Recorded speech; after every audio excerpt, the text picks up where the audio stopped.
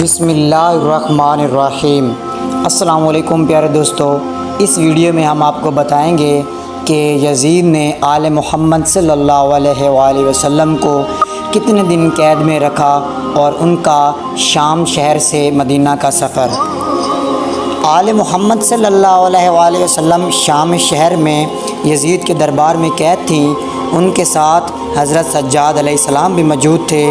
جیسے یزید اپنی جیت کا جشن منا رہا تھا تو اتنے میں امام سجاد علیہ السلام نے فرمایا کہ مجھے ہی خطبہ دینے کا موقع ملنا چاہیے۔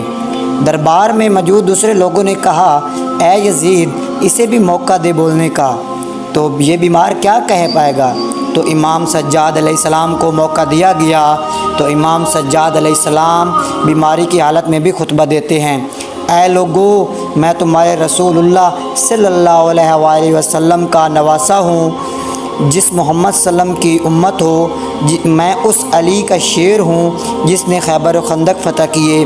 جیسے ہی امام سجاد علیہ السلام خطبہ دیتے ہیں تو لوگوں کو رونا آ جاتا ہے، تو یزید کہتا ہے کہ ایسا نہ ہو کہ بغاوت ہو جائے۔ یزید کہتا ہے کہ ایسا نہ ہو کہ بغاوت ہو جائے، اذان دینا شروع کر دو۔ اذان میں جب اشہد ان محمد رسول اللہ آتا ہے تو سجاد علیہ السلام کہتے ہیں کہ بے شک محمد اللہ کے رسول ہے اور میں رسول اللہ کا نواسہ ہوں۔ اسی خطبے کے بعد لوگوں کے دلوں میں نفرت پیدا شروع ہو گئی۔ آہستہ آہستہ لوگ یزید سے نفرت کرنے لگے۔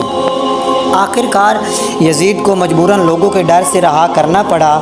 پھر یہ آل محمد صلی اللہ علیہ وآلہ وسلم کا قافلہ مدینے پہنچا۔ کس عالم میں پہنچا؟ علی اصغر اون محمد نہیں تھے، حسین نہیں ہے۔ ناظرین، مدینہ میں کہرام برپا تھا۔ حضرت زینب رضی اللہ تعالی عنہا روزہ رسول پر گئیں اور پہلے حسین گئے تھے روزہ رسول پر اور کہا تھا کہ اے میرے نانا، میں اپنا وعدہ پورا کرنے جا رہا ہوں، سلام ماں کے مزار پر اور سلام نانا کے روزے پر۔ حضرت زینب رسول اللہ رضی اللہ تعالی عنہا رسول اللہ صلی اللہ علیہ وآلہ وسلم کے روزے تک پہنچی اور فرماتی ہیں، اے میرے نانا۔ زینب اپنے پورے کنبے کو کھو کے واپس آئی ہے۔ زینب رو رو کے فرماتی ہیں کہ اے نانا، میں فریاد لائی ہوں، میں اپنے حسین کو جنگل میں چھوڑ کر آئی ہوں۔ اے میرے نانا، تیری نواسیاں بہت اداس ہیں، ہم جہاں بھی گئے ہمیں رنج و غم ملے۔ اے میرے نانا، ہمارے بھائی شہید ہو گئے۔ اسی طرح بی بی زینب رو رہی تھی۔ آل محمد نے صبر کے ساتھ یہ سفر طے کیا اور اپنے نانا کے دین کو بچایا۔